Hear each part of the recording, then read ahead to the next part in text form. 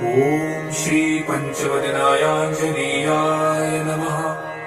ॐ अस्य श्री पंचमुख हनुमन्मन्त्रस्य ब्रह्मा ऋषिः गायत्री छन्दः पंचमुख विराट हनुमान् देवता। ह्रीं बीजं श्री शक्तिः क्रौकिलकं क्रूकवचं क्रयस्त्राय फट इति दिग्बन्धः। श्री गरुड उवाच अथ ध्यानं प्रवक्ष्यामि शृणु सर्वाङ्गसुन्दर। यत्कृतं देवदेवेन ध्यानं हनुमतः प्रियम्। पञ्चवक्त्रं महाभीमं त्रिपञ्चनयनयुतं बाहुभिर्दशभिर्युक्तं सर्वकामार्थसिद्धिदम्। पूर्वं तु वानरवक्त्रं कोटिसूर्यसमप्रभं दंष्ट्राकरालवदनं भ्रुकुटिकुटिलेक्षणम्। अस्यैव दक्षिणं वक्त्रं नरसिंहं महाद्भुतम् अत्युग्रतेजोवपुषं विषणं भयनाशनम्। पश्चिमं गारुडं वक्त्रं वक्रतुण्डं महाबलं सर्वनागप्रशमनं विषभूतादिकृन्तनम्। उत्तरं सौकरं वक्त्रं कृष्णं दीप्तं नभोपमं पातालसिंहवेताल ज्वररोगादिकृन्तनम्। ऊर्ध्वहयाननं घोरं दानवान्तकरं परं येन वक्त्रेण विप्रेन्द तारकाख्यं महासुरम्। जघान शरणं तत्स्यात् सर्वशत्रुहरं परं ध्यात्वा पञ्चमुखं रुद्रं हनुमन्तं दयानिधिम्।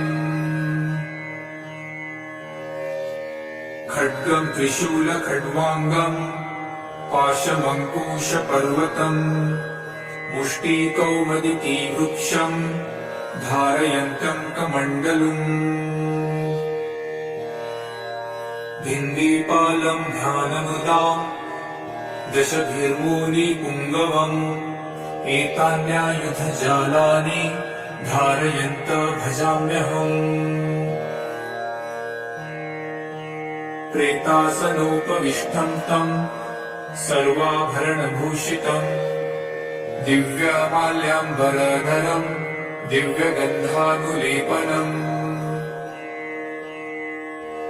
सर्वाश्चर्यमयं देवं हनुमद्विशतोमुखं पञ्चास्यमच्युतमनेकविचित्रवर्णवक्त्रं शशाङ्कशिखरं कपिराजवर्यं पीताम्बरादिमुकुटैरुपशोभिताङ्गं पिङ्गाक्षमाद्यमनिशं मनसा स्मरामि। मर्कटेशमहोत्साहं सर्वशत्रुहरं परं शत्रुसंहरमारक्ष श्रीमन्नापदमुद्धरम्। ॐ हरिमर्कटमर्कटमन्त्रमिदं परिलिख्यति वामतले। यदि नश्यन्ति शत्रुकुलं यदि मुच्यति वामलता। ॐ हरिमर्कटाय स्वाहा। ॐ नमो भगवते पंचवदनाय पूर्वकपिमुखाय सकलशत्रुसंहारकाय स्वाहा। ॐ नमो भगवते पंचवदनाय दक्षिणमुखाय करालवदनाय नरसिंहाय सकलभूतप्रमथनाय स्वाहा। ॐ नमो भगवते पंचवदनाय पश्चिममुखाय गरुडाननाय सकलविषहराय स्वाहा। ॐ नमो भगवते पंचवदनायोत्तरमुखायादिवराहाय सकलसम्पत्कराय स्वाहा। ॐ नमो भगवते पंचवदनायोर्ध्वमुखाय हयग्रीवाय सकलजनवशङ्कराय स्वाहा। ॐ अस्य श्री पञ्चमुख हनुमन्मन्त्रस्य श्रीरामचन्द्र ऋषिः अनुष्टुप्छन्दः पञ्चमुखवीर हनुमान् देवता हनुमानिति बीजम् वायुपुत्र इति शक्तिः अञ्जनीसुत इति कीलकम् श्रीरामदूत हनुमत्प्रसाद सिद्ध्यर्थे जपे विनियोगः इति ऋषादिकम् विनश्येत। ॐ अञ्जनीसुताय अङ्गुष्ठाभ्याम् नमः। ॐ रुद्रमूर्तये तर्जनीभ्याम् नमः। ॐ वायुपुत्राय मध्यमाभ्याम् नमः। ॐ अग्निगर्भाय अनामिकाभ्याम् नमः। ॐ रामदूताय कनिष्ठिकाभ्याम् नमः। ॐ पञ्चमुख हनुमते करतलकरपृष्ठाभ्याम् नमः इति करन्यासः। ॐ अञ्जनीसुताय हृदयाय नमः। ॐ रुद्रमूर्तये शिरसे स्वाहा। ॐ वायुपुत्राय शिखायै वषट्। ॐ अग्निगर्भाय कवचाय हुम्। ॐ रामदूताय नेत्रत्रयाय वषट्। ॐ पञ्चमुख हनुमते अस्त्राय फट्। पञ्चमुख हनुमते स्वाहा इति दिग्बन्धः। अथ ध्यानम्। वन्दे वानरनारसिंहम् खगराट्रूढाश्ववक्त्रान्वितम् दिव्यालङ्करणम् त्रिपञ्चनयनम् देदीप्यमानम् नृचा हस्तब्जैरसिकेटपुस्तकसुधारकुम्भाट्वृषाद्रीहलम् खट्वाङ्गम् फणिगुरुहम् दशभुजम् सर्वारिवीरापहम्। अथ मन्त्रः। ॐ श्रीरामदूतायाञ्जनेयाय वायुपुत्राय महाबलपरक्रमाय सीतादुःखनिवारणाय लङ्कादहनकारणाय महाबलप्रचण्डाय फाल्गुनसखाय कोलाहलसकलब्रह्माण्डविश्वरूपाय सप्तसमुद्रनिर्लङ्घनाय पिङ्गलनयनायामेकविक्रमाय सूर्यबिम्बफलसेवनाय दुष्टनिवारणाय दुष्टिवीरालङ्कृताय सञ्जीविनी सञ्जीविताङ्गदलक्ष्मणमहाकपिसैन्यप्राणदाय दशकण्ठविध्वंसनाय रामेष्टाय महाफाल्गुनसखाय सीतासहित रामवरकृताय षट्प्रयोगागम पञ्चमुखवीर हनुमन्मन्त्रजपे विनियोगः। ॐ हरिमर्कटमर्कटाय बं बं बं बं बं वौषट स्वाहा। ॐ हरिमर्कटमर्कटाय फं फं फं फं फं फट स्वाहा।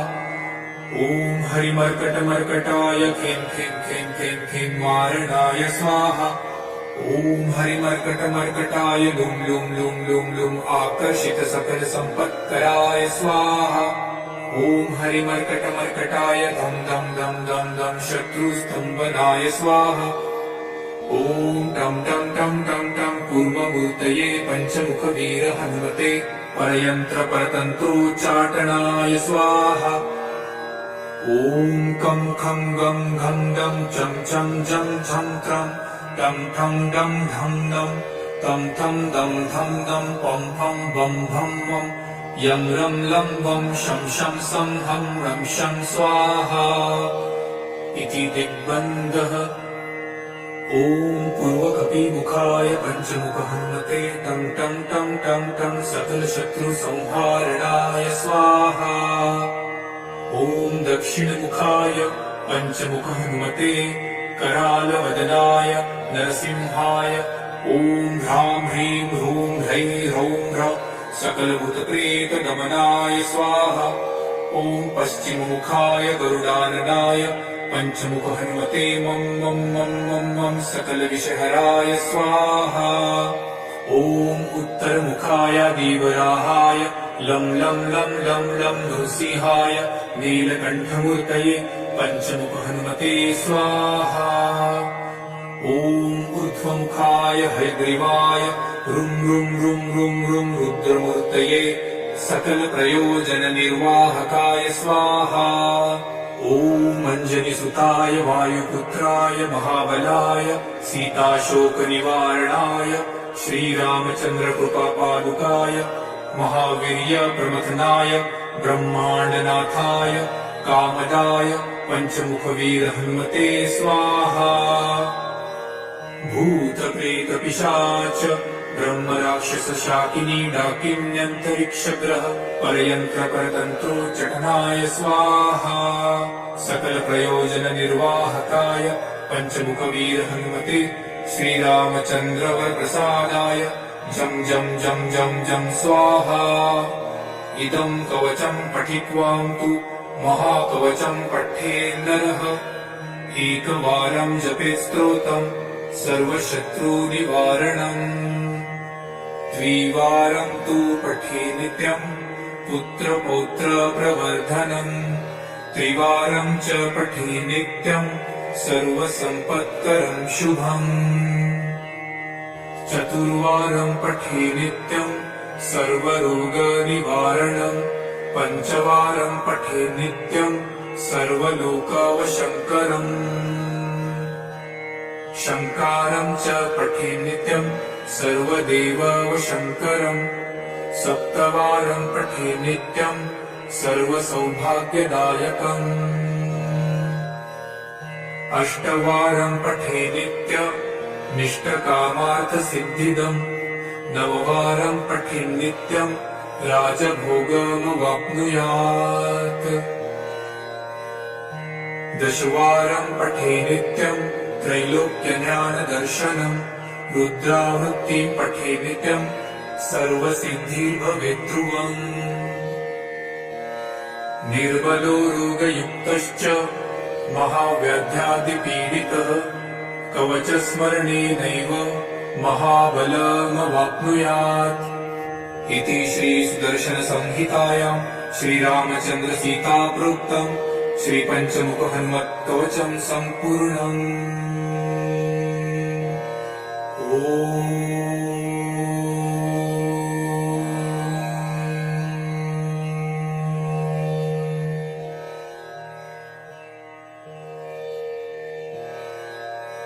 ॐ श्रीपञ्चवदनायाञ्जनेयाय नमः। ॐ अस्य श्रीपञ्चमुखहनुमन्मन्त्रस्य ब्रह्मा ऋषिः गायत्री छन्दः पञ्चमुखविराट हनुमान् देवता। ह्रीं बीजं श्रीशक्तिः क्रोकिलकं क्रूकवचं त्रयस्त्राय फट् इति दिग्बन्धः। श्रीगरुड उवाच अथ ध्यानं प्रवक्ष्यामि शृणु सर्वाङ्गसुन्दर। यत्कृतं देवदेवेन ध्यानं हनुमतः प्रियम्। पञ्चवक्त्रं महाभीमम् त्रिपञ्चनयनैर्युतम्। बाहुभिर्दशभिर्युक्तम् सर्वकामार्थसिद्धिदम्। पूर्वं तु वानरवक्त्रम् कोटिसूर्यसमप्रभम्। दंष्ट्राकरालवदनम् भ्रुकुटीकुटिलेक्षणम्। अस्यैव दक्षिणं वक्त्रम् नरसिंहं महाद्भुतम्। अत्युग्रतेजोवपुषम् भीषणं भयनाशनम्। पश्चिमं गारुडं वक्त्रम् वक्रतुण्डं महाबलम्।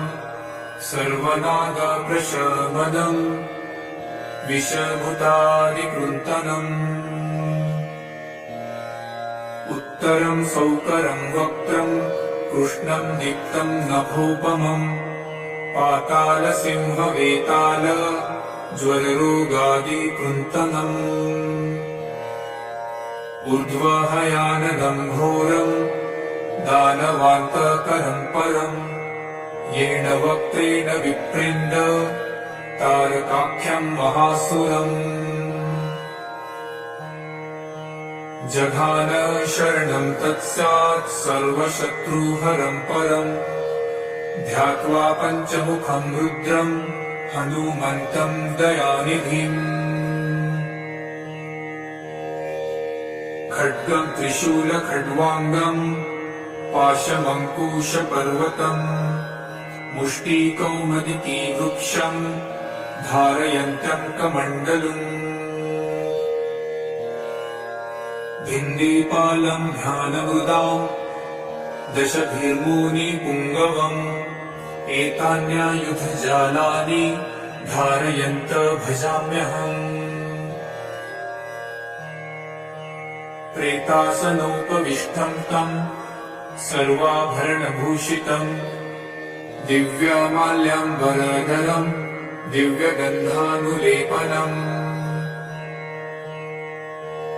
सर्वाश्चर्यमयम् देवम् हनुमद्विशतोमुखम् पञ्चास्यमच्युतमनेकविचित्रवर्णवक्त्रम् शशाङ्कशिखरम् कपिराजवर्यम् पीताम्बरादिमुकुटैरुपशोभिताङ्गम् पिङ्गाक्षमाद्यमनिशम् मनसा स्मरामि मर्कटेशमहोत्साहम् सर्वशत्रुहरम् परम् शत्रुसंहरमारक्ष श्रीमन्नापदमुद्धरम्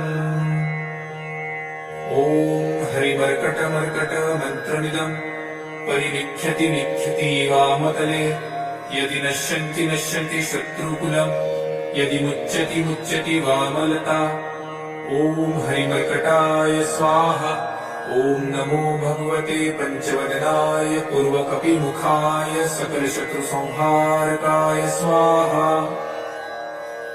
ॐ नमो भगवते पञ्चवदनाय दक्षिणमुखाय करालवदनाय नरसिंहाय सकलभूतप्रमथनाय स्वाहा ॐ नमो भगवते पञ्चवदनाय पश्चिममुखाय गरुडाननाय सकलविषहराय स्वाहा ॐ नमो भगवते पञ्चवदनायोत्तरमुखायादिवराहाय सकलसम्पत्कराय स्वाहा ॐ नमो भगवते पञ्चवदनायोर्ध्वमुखाय हयग्रीवाय सकलजनवशङ्कराय स्वाहा ॐ अस्य श्रीपञ्चमुखहनुमन्मन्त्रस्य श्रीरामचन्द्र ऋषिः अनुष्टुप्छन्दः पञ्चमुखवीरहनुमान देवता हनुमानिति बीजम् वायुपुत्र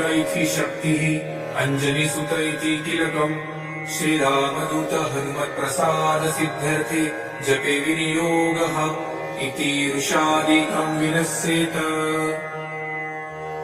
ॐ अञ्जनीसुताय अङ्गुष्ठाभ्याम् नमः ॐ रुद्रमूर्तये तर्जनीभ्याम् नमः ॐ वायुपुत्राय मध्यमाभ्याम् नमः ॐ अग्निगर्भाय अनामिकाभ्याम् नमः ॐ रामदूताय कनिष्ठिकाभ्याम् नमः ॐ पञ्चमुखहनुमते करतलकरपृष्ठाभ्याम् नमः इति करन्यासः ॐ अञ्जनीसुताय हृदयाय नमः ॐ रुद्रमूर्तये शिरसे स्वाहा ॐ वायुपुत्राय शिखायै वषट् ॐ अग्निगर्भाय कवचाय हुम् ॐ रामदूताय नेत्रत्रयाय वषट् ॐ पञ्चमुखहनुमते अस्त्राय फट् पञ्चमुखहनुमते स्वाहा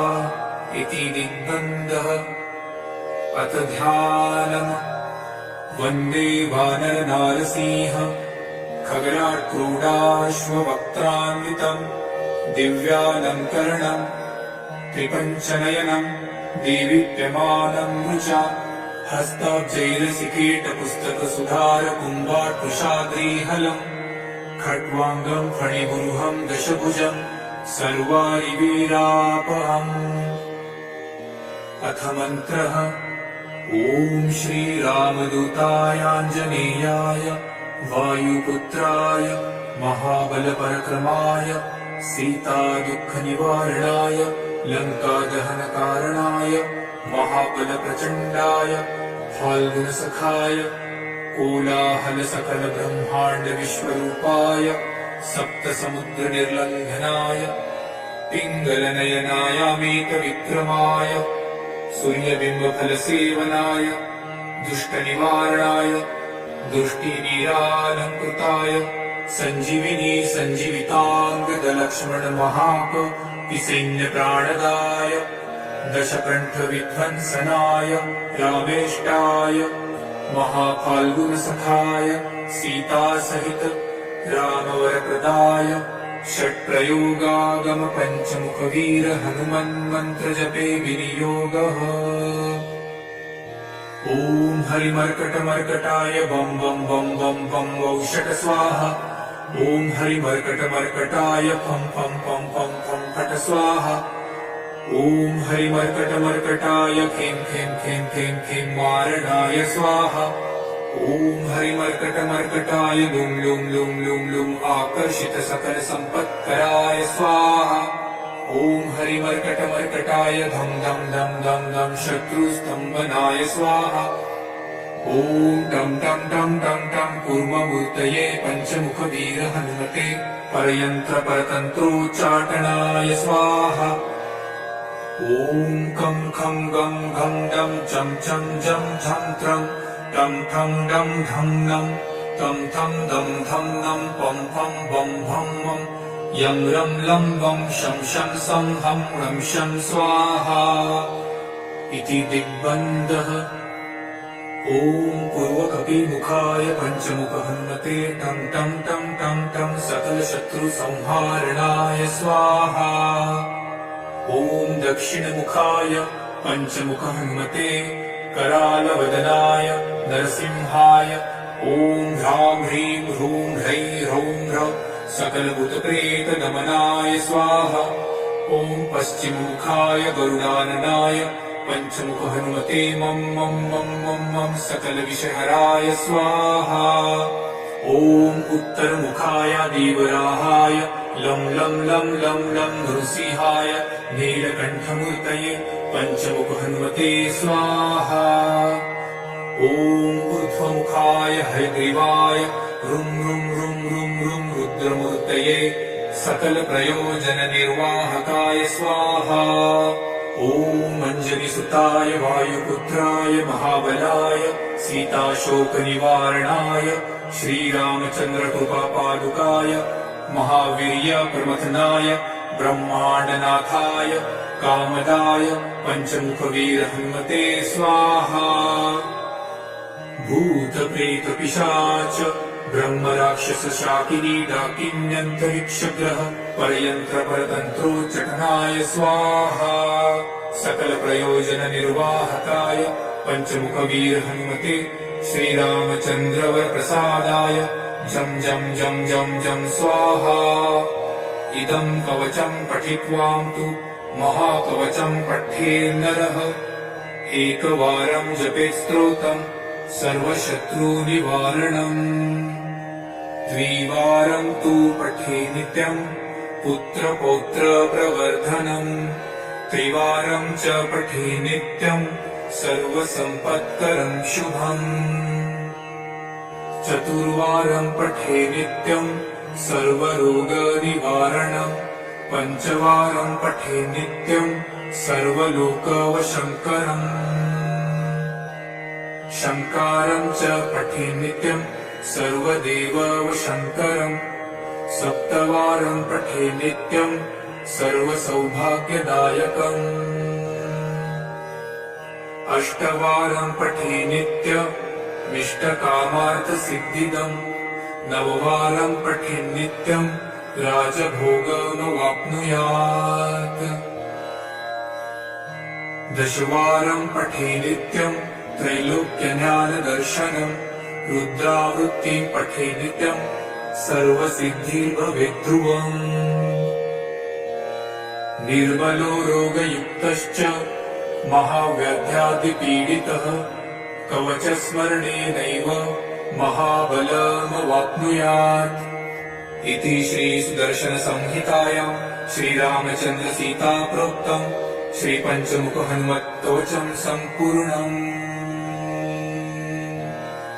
ॐ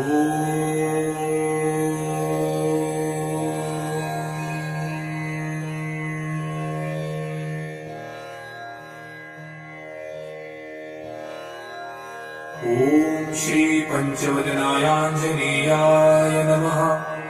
ॐ अस्य श्री पञ्चमुख हनुमन्मन्त्रस्य ब्रह्मा ऋषिः गायत्री छन्दः पञ्चमुख विराट हनुमान् देवता ह्रीं बीजं श्रीशक्तिः क्रौकिलकं क्रूकवचं क्रयस्त्राय फट इति दिग्बन्धः। श्रीगरुड उवाच अथ ध्यानं प्रवक्ष्यामि शृणु सर्वाङ्गसुन्दर यत्कृतं देवदेवेन ध्यानं हनुमतः प्रियम्। पञ्चवक्त्रं महाभीमं त्रिपञ्चनयनैर्युतं बाहोर्दशभिर्युक्तं सर्वकामार्थसिद्धिदम्। पूर्वं तु वानरवक्त्रं कोटिसूर्यसमप्रभम् दंष्ट्राकरालवदनं भ्रुकुटीकुटिलेक्षणम्। अस्यैव दक्षिणं वक्त्रं नरसिंहं महाद्भुतम् अत्युग्रतेजोवपुषं भीषणं भयनाशनम्। पश्चिमं गारुडं वक्त्रं वक्रतुण्डं महाबलं सर्वनागप्रशमनं विषभूतादिकृन्तनम्। उत्तरं सौकरं वक्त्रं कृष्णं दीप्तं नभोपमं पातालसिंहवेताल ज्वररोगादिकृन्तनम्। ऊर्ध्वहयाननं घोरं दानवान्तकरं परं येन वक्त्रेण विप्रेन्द तारकाख्यं महासुरम्। जघान शरणं तत्स्यात् सर्वशत्रुहरं परं ध्यात्वा पञ्चमुखं रुद्रं हनुमन्तं दयानिधिम्। खड्गं त्रिशूलखड्वाङ्गं पाशमङ्कुशपर्वतं मुष्टिकौमुदिकी वृक्षं धारयन्तं कमण्डलुम्। धिन्दीपालं ध्यानमृदां दशभिर्मुनिपुङ्गवम् एतान्यायुधजालानि धारयन्त भजाम्यहम्। प्रेतासनोपविष्टं तं सर्वाभरणभूषितं दिव्यमाल्याम्बरधरं दिव्यगन्धानुलेपनम्। सर्वाश्चर्यमयं देवं हनुमद्विशतोमुखं पञ्चास्यमच्युतमनेकविचित्रवर्णवक्त्रं शशाङ्कशिखरं कपिराजवर्यं पीताम्बरादिमुकुटैरुपशोभिताङ्गं पिङ्गाक्षमाद्यमनिशं मनसा स्मरामि। मर्कटेशमहोत्साहं सर्वशत्रुहरं परं शत्रुसंहरमारक्ष श्रीमन्नापदमुद्धरम्। ॐ हरिमर्कटमर्कट मन्त्रमिदं परिलिख्यति लिख्यति वामतले यदि नश्यन्ति नश्यन्ति शत्रुकुलं यदि मुच्यति मुच्यति वामलता। ॐ हरिमर्कटाय स्वाहा।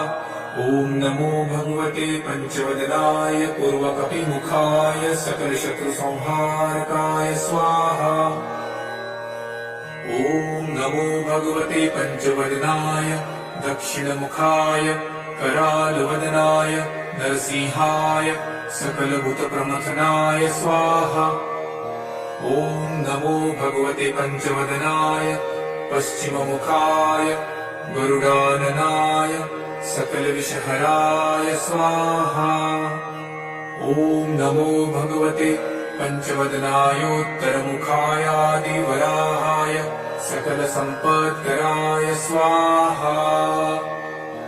ॐ नमो भगवते पञ्चवदनायोर्ध्वमुखाय हयग्रीवाय सकलजनवशङ्कराय स्वाहा।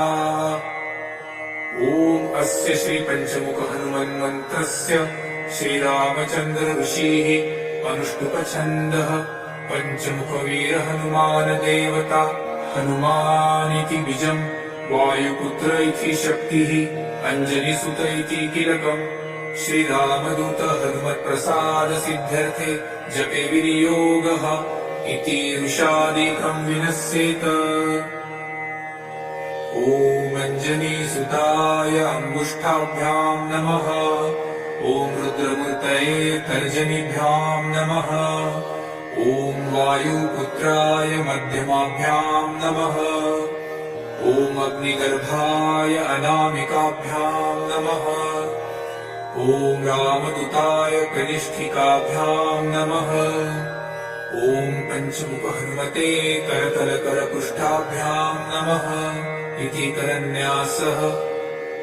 ॐ अंजनीसुताय हृदयाय नमः। ॐ रुद्रमूर्तये शिरसे स्वाहा। ॐ वायुपुत्राय शिखायै वषट्। ॐ अग्निगर्भाय कवचाय हुम्।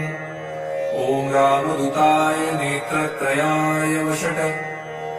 ॐ पंचमुख हनुमते अस्त्राय फट्। पंचमुख हनुमते स्वाहा इति दिग्बन्धः। अथ ध्यानम्। वन्दे वानर नारसिंह खगराट् क्रोडाश्ववक्त्रान्वितम् दिव्यालङ्करणम् त्रिपञ्चनयनम् देदीप्यमानम् मृचा हस्ताब्जैरसिकेटपुस्तकसुधारकुम्भाट्कुशाद्रीहलम् खट्वाङ्गम् फणिगुंहम् दशभुजम् सर्वारिवीरापहम्। अथ मन्त्रः। ॐ श्रीरामदूतायाञ्जनेयाय वायुपुत्राय महाबलपराक्रमाय सीतादुःखनिवारणाय लङ्कादहनकारणाय महाबलप्रचण्डाय फाल्गुनसखाय कोलाहलसकलब्रह्माण्डविश्वरूपाय सप्तसमुद्रनिर्लङ्घनाय पिङ्गलनयनायामेतविक्रमाय सूर्यबिम्बफलसेवनाय दुष्टनिवारणाय दृष्टिनीरालङ्कृताय सञ्जीविनी सञ्जीविताङ्गदलक्ष्मण महाकपिसैन्यप्राणदाय दशकण्ठविध्वंसनाय रामेष्टाय महाफाल्गुनसखाय सीतासहित रामवरप्रदाय षट्प्रयोगागम पंचमुखवीर हनुमन्मन्त्रजपे विनियोगः। ॐ हरिमर्कटमर्कटाय बं बं बं बं बं वौषट स्वाहा। ॐ हरिमर्कटमर्कटाय फं फं फं फं फं फट स्वाहा। ॐ हरिमर्कटमर्कटाय खें खें खें खें खें मारणाय स्वाहा। ॐ हरिमर्कटमर्कटाय लुं लुं लुं लुं लुं आकर्षित सकल संपत्कराय स्वाहा। ॐ हरिमर्कटमर्कटाय धं धं धं धं धं शत्रुस्तंभनाय स्वाहा। ॐ टं टं टं टं टं पूर्वमूर्तये पंचमुखवीर हनुमते परयन्त्र परतन्त्रोच्चाटनाय स्वाहा। ॐ कं खं गं घं दं चं चं जं झं त्रं टं ठं डं धं नं तं थं दं धं नं पं फं बं भं मं यं रं लं वं शं शं सं हं रं शं स्वाहा इति दिग्बन्धः। ॐ पूर्वकपिमुखाय पंचमुख हनुमते टं टं टं टं टं सकलशत्रुसंहारणाय स्वाहा। ॐ दक्षिणमुखाय पंचमुख हनुमते करालवदनाय नरसिंहाय ॐ ह्रां ह्रीं ह्रूं ह्रैं ह्रौं ह्र सकलभूतप्रेतगमनाय स्वाहा। ॐ पश्चिममुखाय गरुडाननाय पंचमुख हनुमते मं मं मं मं मं सकलविषहराय स्वाहा। ॐ उत्तरमुखाय देवराहाय लं लं लं लं लं नृसिंहाय नीलकण्ठमूर्तये पंचमुख हनुमते स्वाहा। ॐ ऊर्ध्वमुखाय हयग्रीवाय रुं रुं रुं रुं रुं रुद्रमूर्तये सकलप्रयोजननिर्वाहकाय स्वाहा। ॐ ॐ अञ्जनिसुताय वायुपुत्राय महाबलाय सीताशोकनिवारणाय श्रीरामचन्द्रकृपापादुकाय महावीर्यप्रमथनाय ब्रह्माण्डनाथाय कामदाय पञ्चमुखवीर हनुमते स्वाहा। भूतप्रेतपिशाच ब्रह्मराक्षसशाकिनी डाकिन्यन्तरिक्षग्रह परयन्त्रपरतन्त्रोच्चाटनाय स्वाहा। सकलप्रयोजननिर्वाहकाय पञ्चमुखवीर हनुमते श्रीरामचन्द्रवरप्रसादाय जं जं जं जं जं स्वाहा। इदं कवचं पठित्वां तु महाकवचं पठेन्नरः एकवारं जपेत् स्तोत्रं सर्वशत्रुनिवारणम् द्विवारं तु पठे नित्यं पुत्रपौत्रप्रवर्धनम् त्रिवारं च पठे नित्यं सर्वसम्पत्करं शुभम् चतुर्वारं पठे नित्यं सर्वरोगनिवारणम् पञ्चवारं पठे नित्यं सर्वलोकवशङ्करम् शङ्कारं च पठे नित्यं सर्वदेववशङ्करम् सप्तवारं पठे नित्यं सर्वसौभाग्यदायकम् अष्टवारं पठे नित्यमिष्टकामार्थसिद्धिदम् नववारं पठे नित्यं राजभोगमवाप्नुयात् दशवारं पठे नित्यं त्रैलोक्यज्ञानदर्शनम् रुद्रावृत्तिं पठे नित्यं सर्वसिद्धिर्भवेत् ध्रुवम् निर्बलो रोगयुक्तश्च महाव्याध्यादिपीडितः कवचस्मरणेनैव महाबलमवाप्नुयात् इति श्रीसुदर्शनसंहितायां श्रीरामचन्द्रसीताप्रोक्तं श्रीपञ्चमुखहनुमत्कवचं सम्पूर्णम्।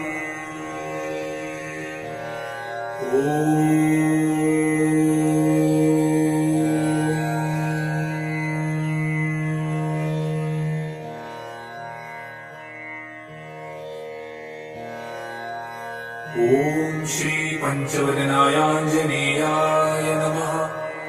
ॐ अस्य श्रीपञ्चमुखहनुमन्मन्त्रस्य ब्रह्मा ऋषिः गायत्री छन्दः पञ्चमुखविराट हनुमान् देवता ह्रीं बीजं श्रीशक्तिः क्रौकिलकं क्रूकवचं क्रयस्त्राय फट् इति दिग्बन्धः। श्रीगरुड उवाच अथ ध्यानं प्रवक्ष्यामि शृणु सर्वाङ्गसुन्दर यत्कृतं देवदेवेन ध्यानं हनुमतः प्रियम् पञ्चवक्त्रं महाभीमं त्रिपञ्चनयनैर्युतं बाहुभिर्दशभिर्युक्तं सर्वकामार्थसिद्धिदम् पूर्वं तु वानरवक्त्रं कोटिसूर्यसमप्रभम् दंष्ट्राकरालवदनं भ्रुकुटीकुटिलेक्षणम् अस्यैव दक्षिणं वक्त्रं नरसिंहं महाद्भुतम् अत्युग्रतेजोवपुषं भीषणं भयनाशनम् पश्चिमं गारुडं वक्त्रं वक्रतुण्डं महाबलं सर्वनागप्रशमनं विषभूतादिकृन्तनम् उत्तरं सौकरं वक्त्रं कृष्णं दीप्तं नभोपमम् पातालसिंहवेताल ज्वररोगादिकृन्तनम् ऊर्ध्वहयाननं घोरं दानवान्तकरं परम् येन वक्त्रेण विप्रेन्द तारकाख्यं महासुरम् जघान शरणं तत्स्यात् सर्वशत्रुहरं परम् ध्यात्वा पञ्चमुखं रुद्रं हनुमन्तं दयानिधिम् खड्गं त्रिशूलखड्वाङ्गं पाशमङ्कुशपर्वतम् मुष्टिकौमुदीवृक्षं धारयन्तं कमण्डलुम् भिन्दीपालं ध्यानमृदां दशभिर्मूनिपुङ्गवम् एतान्यायुधजालानि धारयन्त भजाम्यहम् प्रेतासनोपविष्टं तं सर्वाभरणभूषितं दिव्यमाल्याम्बरधरं दिव्यगन्धानुलेपनम् सर्वाश्चर्यमयं देवं हनुमद्विशतोमुखम् पञ्चास्यमच्युतमनेकविचित्रवर्णवक्त्रम् शशाङ्कशिखरं कपिराजवर्यम् पीताम्बरादिमुकुटैरुपशोभिताङ्गम् पिङ्गाक्षमाद्यमनिशं मनसा स्मरामि मर्कटेशमहोत्साहं सर्वशत्रुहरं परम् शत्रुसंहरमारक्ष श्रीमन्नापदमुद्धरम् ॐ हरिमर्कटमर्कटमन्त्रमिदं परिलिख्यति लिख्यति वामतले यदि नश्यन्ति नश्यन्ति शत्रुकुलम् यदि मुच्यति मुच्यति वामलता ॐ हरिमर्कटाय स्वाहा ॐ नमो भगवते पञ्चवदनाय पूर्वकपिमुखाय सकलशत्रुसंहारकाय स्वाहा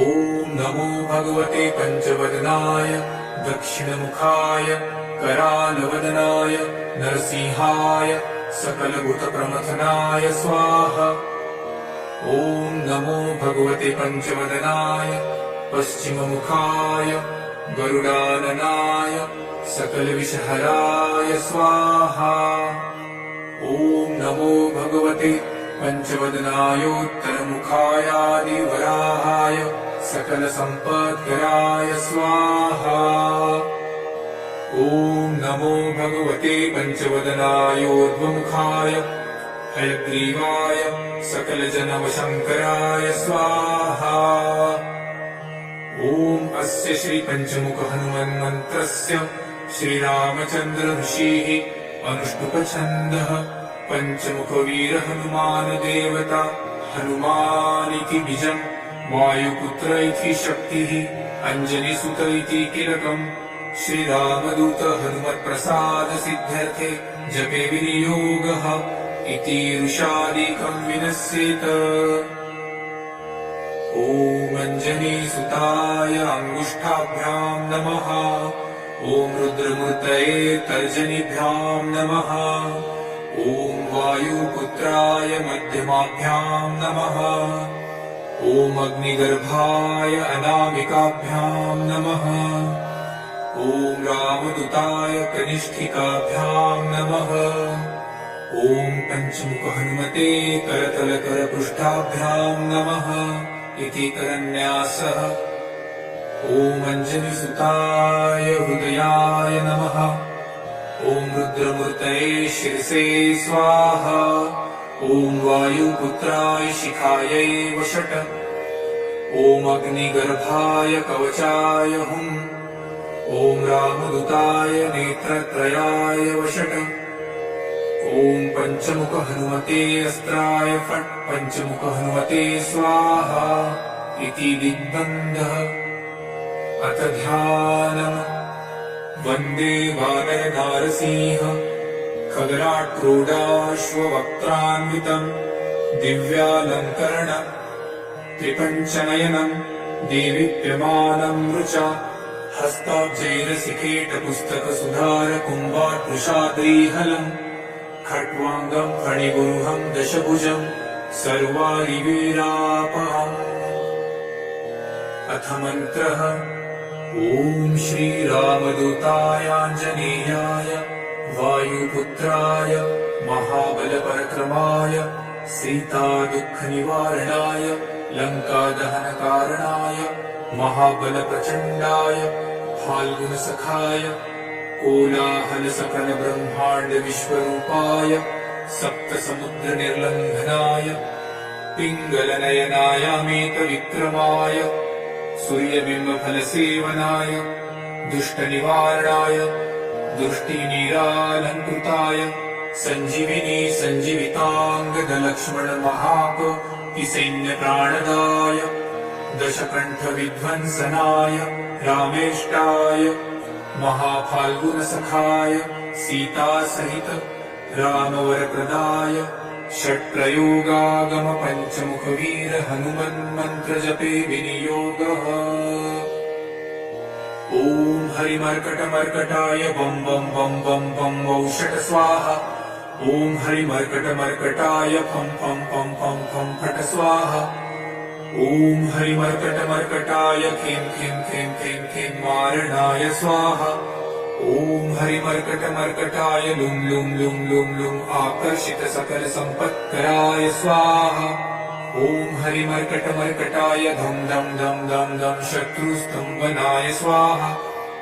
ॐ टं टं टं टं टं कूर्ममूर्तये पञ्चमुखवीर हनुमते परयन्त्रपरतन्त्रोच्चाटनाय स्वाहा।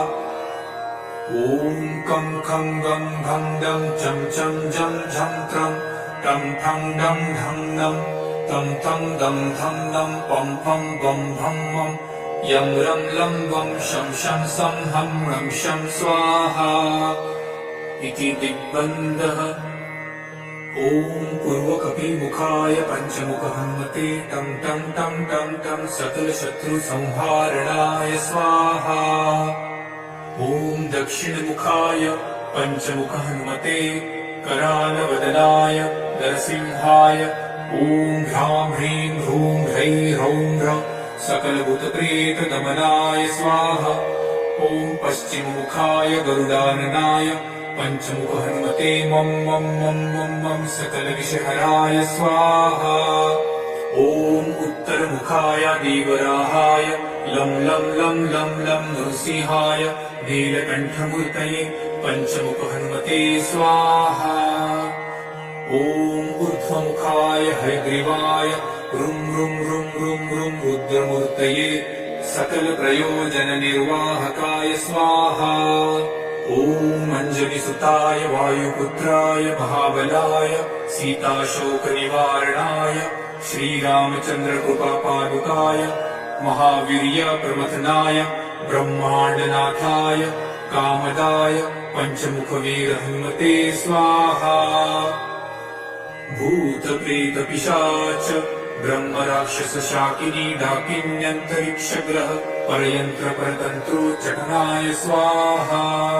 सकलप्रयोजननिर्वाहकाय पञ्चमुखवीर हनुमते श्रीरामचन्द्रवरप्रसादाय जं जं जं जं जं स्वाहा। इदं कवचं पठित्वां तु महाकवचं पठेन्नरः एकवारं जपेत् स्तोत्रं सर्वशत्रुनिवारणम्। द्विवारं तु पठे नित्यं पुत्रपौत्रप्रवर्धनम्। त्रिवारं च पठे नित्यं सर्वसम्पत्करं शुभम्। चतुर्वारं पठे नित्यं सर्वरोगनिवारणम्। पञ्चवारं पठे नित्यं सर्वलोकवशङ्करम्। शङ्कारं च पठे नित्यं सर्वदेववशङ्करम्। सप्तवारं पठे नित्यं सर्वसौभाग्यदायकम्। अष्टवारं पठे नित्यमिष्टकामार्थसिद्धिदम्। नववारं पठे नित्यं राजभोगमवाप्नुयात्। दशवारं पठे नित्यं त्रैलोक्यज्ञानदर्शनम्। रुद्रावृत्तिं पठे नित्यं सर्वसिद्धिर्भवेत् ध्रुवम्। निर्बलो रोगयुक्तश्च महाव्याध्यादिपीडितः कवचस्मरणेनैव महाबलमवाप्नुयात् इति श्रीसुदर्शनसंहितायां श्रीरामचन्द्रसीताप्रोक्तं श्रीपञ्चमुख हनुमत्कवचं सम्पूर्णम्। ॐ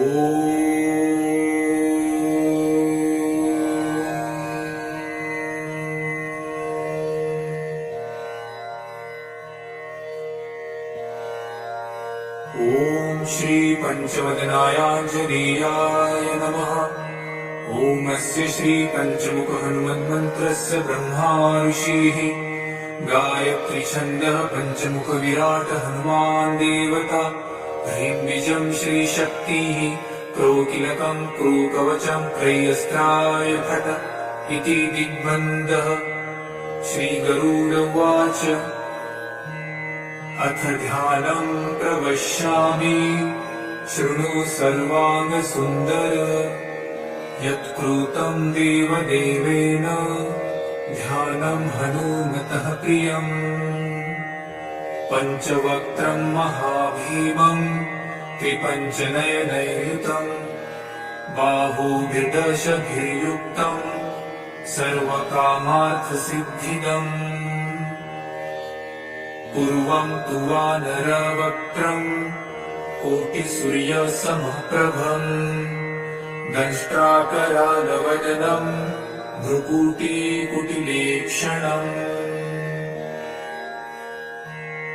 अस्यैव दक्षिणं वक्त्रं नरसिंहं महाद्भुतम् अत्युग्रतेजोवपुषं भीषणं भयनाशनम्।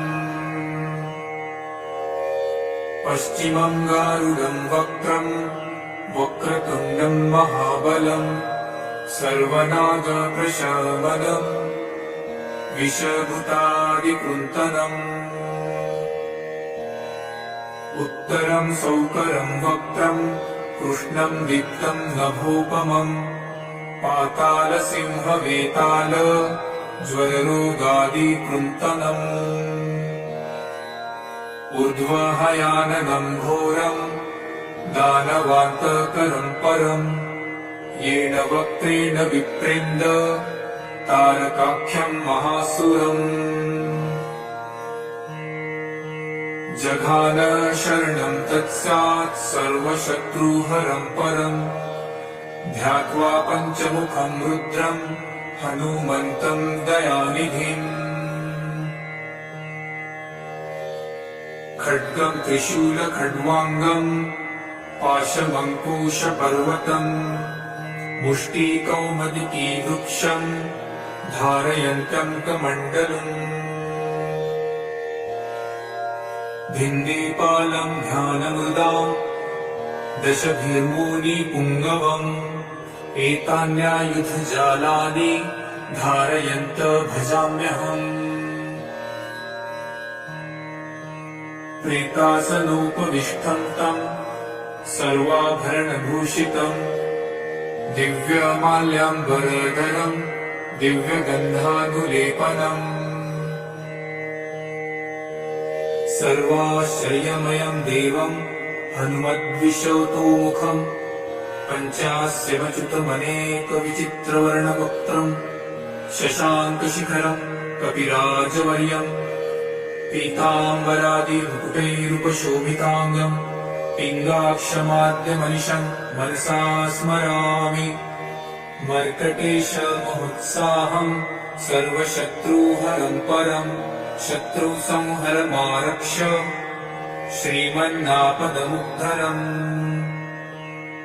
ॐ हरिमर्कटमर्कटमन्त्रमिदं परिलिख्यति लिख्यति वामतले यदि नश्यन्ति नश्यन्ति शत्रुकुलं यदि मुच्यति मुच्यति वामलता। ॐ हरिमर्कटाय स्वाहा। ॐ नमो भगवते पञ्चवदनाय पूर्वकपिमुखाय सकलशत्रुसंहारकाय स्वाहा। ॐ नमो भगवते पञ्चवदनाय दक्षिणमुखाय करालवदनाय नरसिंहाय सकलभूतप्रमथनाय स्वाहा। ॐ नमो भगवते पञ्चवदनाय पश्चिममुखाय गरुडाननाय सकलविषहराय स्वाहा। ॐ नमो भगवते पञ्चवदनायोत्तरमुखायादिवराहाय सकलसम्पत्कराय स्वाहा। ॐ नमो भगवते पञ्चवदनायोर्ध्वमुखाय हयग्रीवाय सकलजनवशङ्कराय स्वाहा। ॐ ॐ अस्य श्री पंचमुख हनुमन्मन्त्रस्य श्रीरामचन्द्र ऋषिः अनुष्टुप् पंचमुख वीर हनुमान देवता हनुमानिति बीजम् वायुपुत्र इति शक्तिः अंजनीसुत इति कीलकम् श्रीरामदूत हनुमत्प्रसाद सिद्ध्यर्थे जपे विनियोगः इति ऋषादिकम् विनश्येत। ॐ अंजनीसुताय अंगुष्ठाभ्याम् नमः। ॐ रुद्रमूर्तये तर्जनीभ्याम् नमः। ॐ वायुपुत्राय मध्यमाभ्याम् नमः। ॐ अग्निगर्भाय अनामिकाभ्याम् नमः। ॐ रामदूताय कनिष्ठिकाभ्याम् नमः। ॐ पंचमुख हनुमते करतलकरपृष्ठाभ्याम् नमः इति करन्यासः। ॐ अंजनीसुताय हृदयाय नमः। ॐ रुद्रमूर्तये शिरसे स्वाहा। ॐ वायुपुत्राय शिखायै वषट्। ॐ अग्निगर्भाय कवचाय हुम्। ॐ रामदूताय नेत्रत्रयाय वषट्। ॐ पंचमुख हनुमते अस्त्राय फट्। पंचमुख हनुमते स्वाहा इति दिग्बन्धः। अथ ध्यानम्।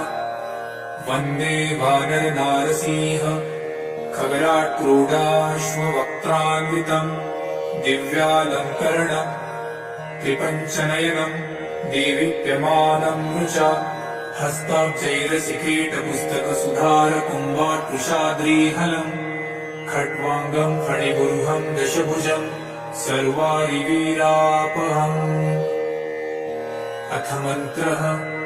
ॐ श्रीरामदूताय आञ्जनेयाय वायुपुत्राय महाबलपराक्रमाय सीतादुःखनिवारणाय लङ्कादहनकारणाय महाबलप्रचण्डाय फाल्गुनसखाय कोलाहलसकलब्रह्माण्डविश्वरूपाय सप्तसमुद्रनिर्लङ्घनाय पिङ्गलनयनायामेकविक्रमाय सूर्यबिम्बफलसेवनाय दुष्टनिवारणाय दृष्टिवीरालङ्कृताय सञ्जीविनी सञ्जीविताङ्गदलक्ष्मण महाकपिसैन्यप्राणदाय दशकण्ठविध्वंसनाय रामेष्टाय महाफाल्गुनसखाय सीतासहित रामवरप्रदाय षट्प्रयोगागम पंचमुखवीर हनुमन्मन्त्रजपे विनियोगः।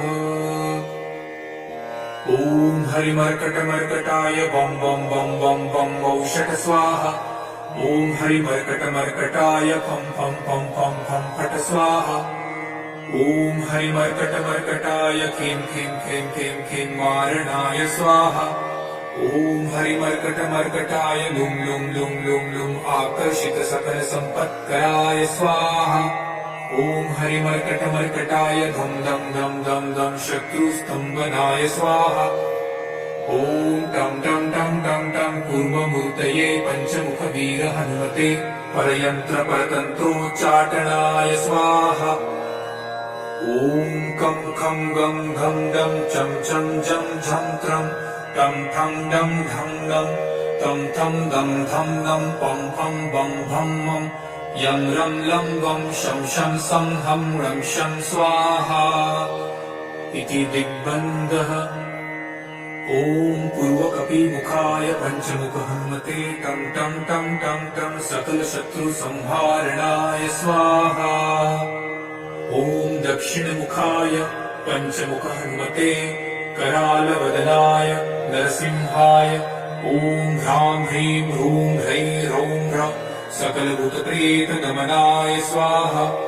ॐ पश्चिममुखाय गरुडाननाय पंचमुख हनुमते मं मं मं मं मं सकलविषहराय स्वाहा। ॐ उत्तरमुखाय देवराहाय लं लं लं लं लं नृसिंहाय नीलकण्ठमूर्तये पंचमुख हनुमते स्वाहा। ॐ ऊर्ध्वमुखाय हयग्रीवाय रुं रुं रुं रुं रुं रुद्रमूर्तये सकलप्रयोजननिर्वाहकाय स्वाहा। ॐ ॐ अञ्जनिसुताय वायुपुत्राय महाबलाय सीताशोकनिवारणाय श्रीरामचन्द्रकृपापादुकाय महावीर्यप्रमथनाय ब्रह्माण्डनाथाय कामदाय पञ्चमुखवीर हनुमते स्वाहा। भूतप्रेतपिशाच ब्रह्मराक्षसशाकिनी डाकिन्यन्तरिक्षग्रह परयन्त्रपरतन्त्रोच्चटनाय स्वाहा। सकलप्रयोजननिर्वाहकाय पञ्चमुखवीर हनुमते श्रीरामचन्द्रवरप्रसादाय जं जं जं जं जं स्वाहा। इदं कवचं पठित्वां तु महाकवचं पठेन्नरः एकवारं जपेत् स्तोत्रम् सर्वशत्रुनिवारणम्।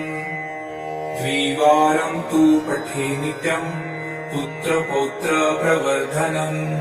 त्रिवारं च पठे नित्यं सर्वसम्पत्करं शुभम्। चतुर्वारं पठे नित्यं सर्वरोगनिवारणम्। पञ्चवारं पठे नित्यं सर्वलोकवशङ्करम्। शङ्कारं च पठे नित्यं सर्वदेववशङ्करम्। सप्तवारं पठे नित्यं सर्वसौभाग्यदायकम्।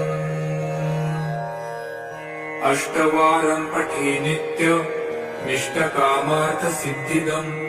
नववारं पठे नित्यं राजभोगमवाप्नुयात्। दशवारं पठे नित्यं त्रैलोक्यज्ञानदर्शनम्।